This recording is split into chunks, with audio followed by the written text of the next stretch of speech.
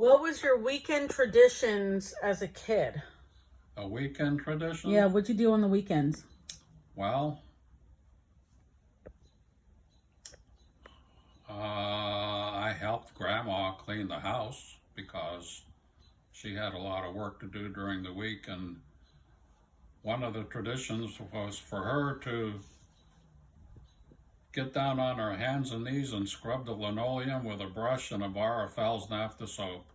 That place was so clean after she was done. You heard the expression, you could eat off the floors? Well, you could. Wow.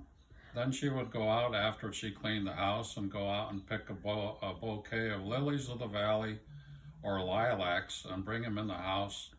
And the house smelled so fresh and clean. Yeah. And then our weekend tradition was to go to a little grocery store on Saturday to do our shopping. And we didn't have like Giant Eagle or Tops or Wegmans or anything like that. It was just a little corner grocery store where she picked up meat and vegetables. And one of my treats was she would either get me a Hershey bar or a bag of Hershey miniatures. And she knew that I liked tapioca, so she would make tapioca for Sunday dinner. But that was our Saturday tradition. Nice. Where did you live in Newcastle? Where did I live? Yeah. Several places. We lived on Morris Street, our first house. From there we moved to Lindell Street. From Lindell Street we moved to Moravia Street. And from Moravia Street, that's when my real adventure started. What was your real adventure? Leaving home at 16 years old to go to my junior year of high school in the seminary. Which seminary? Which seminary? Yeah, where was it? It was called Mater Dolorosa Seminary in Hillside, Illinois. They shipped you off? Was it your decision to go or your parents? My decision, that's probably another question. Why did I want to go to the seminary and why did I leave? I wanted to go to the seminary because I thought I might want to become a priest. We had Father Ed, Uncle Emery's son, was ordained a priest. And when they came to visit us in Newcastle, all the women in the family went crazy over him. He was like a celebrity. He was a good-looking fella. And I thought, well, gee, if he could do that, why can't I? So my ulterior motive was to go to the seminary and make something of myself.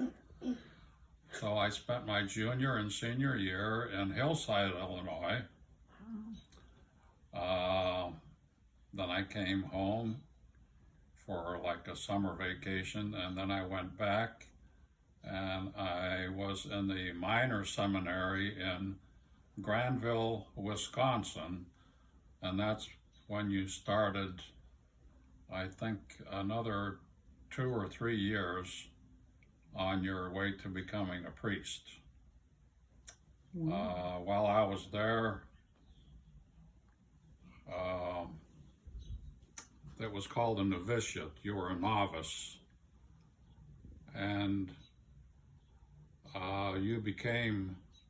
you took your vows of poverty, chastity, obedience, silence, and you chose a name which would be your religious name for the rest of your life. In other words, when you were ordained a priest. Like Father Ed, we knew him as Father Ed, but he was really Anthony M. Gaydos. So I was Matthew M. Gaydos. OSM, Order of the Servants of Mary. So I was Brother Matthew. And during the course of my studies is when I was called home by my brother Albert to come home because he told me that our father was in the hospital and he was not expected to live, and he was asking for me. So the priests there arranged for me to go home. I took a train from Milwaukee to Chicago, Chicago to Newcastle. I got to Newcastle, it was about 7:30 in the evening, I believe. I called Uncle Milton's place and they said, well, we're all up here, take a cab up to our place, which I did. We went to the hospital and I got a chance to see my dad. And then they transferred him to a room where we all sat, and that's where he died.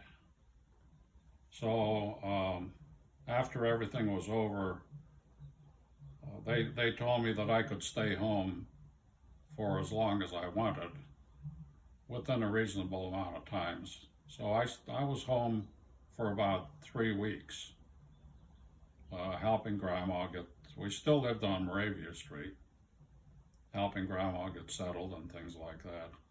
And then finally I decided, well, I better go back. So that's when I started to think about whether I really wanted to become a priest. The thing that really decided, I think, was when they said they were going to send us to Ireland to finish up our novitiate, and I didn't like that idea, so I even went so far I got a passport. They all took us to someplace in Hillside, Illinois, and we got our passports. But then I decided no, I didn't want to do that, so I came home, and it was, I think, in the month of July 1953. And I came home, and that was it.